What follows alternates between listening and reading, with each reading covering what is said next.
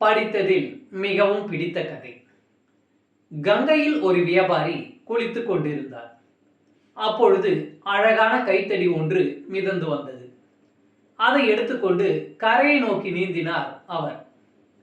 அப்பொழுது திடீரென ஒரு நீர் சுழலில் மாட்டிக்கொண்டார். தப்பிக்க கடும் முயற்சி செய்தார். ஒரு வழியாக போராடி உயிர் பிழைத்தார். ஆனால் அந்த கைத்தடி அவரை விட்டு எங்கோ நழுவி சென்று விட்டது.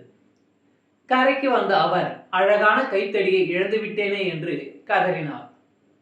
அங்கிருந்த ஒரு துறவி, ஐயா, நீங்கள் குளிக்க வெறுங்கையுடன் வந்ததை பார்த்தேனே, இப்பொழுது கைத்தடியை நழுவ விட்டதாக கூறீர்களே, என்ன நடந்தது என்று கேட்டார்.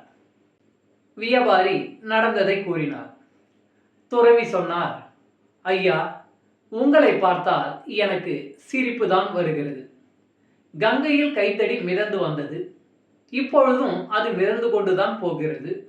அப்படி இருக்கையில் அது உங்கள் கைத்தடி என்று எப்படி கூறுகிறீர்கள் என்று கேட்டார். அந்த கைத்தடியை 2 நிமிடங்கள் தங்கள் கையில் வைத்திருந்ததனால் அது உங்களுடையது என்று சொந்தம் கொண்டாட உரிமை பெற்று விட்டீர்களா? வாழ்க்கையில் எதுவும் நிச்சயமில்லை.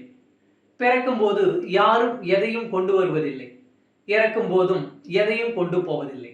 ஆனால் வாழ்வில் பலவற்றை உரிமை கொண்டாடுகிறோம். நமது துன்பங்களுக்கெல்லாம் அதுதான் காரணம். நம் பிள்ளைகளை அளவு கடந்து நேசிக்கிறோம். ஆனால் அதே அளவு நேசத்தை பிள்ளைகள் நம்மிடம் திரும்ப செலுத்தாவிட்டால் வருத்தப்படுகிறோம். பொருளின் மீதான ஆசையோ உறவின் மீதான பாசமோ எதுவாயினும் அளவுடன் இருப்பதே சிறந்தது. அளவிற்கு மீறினால் அதற்கான எதிர்பார்ப்பும் கூடிவிடும். எதிர்பார்த்தது பூர்த்தி அடையாவிட்டால் மனம் துன்பப்படும். ஆகவே அளவோடு பழகுங்கள், மன அமைதியுடன் வாழுங்கள். மனதின் அமைதிதான் வாழ்வை நிறைவாக வாழ்ந்ததன் அடையாளம்.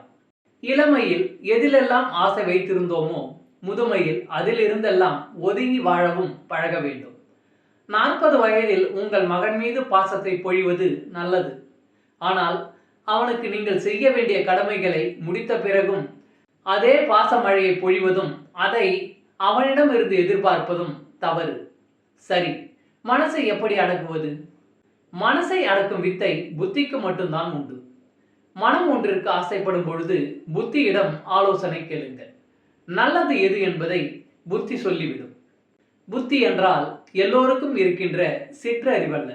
புத்தி என்பது தெளிந்த ஞானத்தை குறிக்கும். தண்ணீரை விடுத்து பாலை மட்டும் அருந்தும் நல்லறிவே ஞானம்.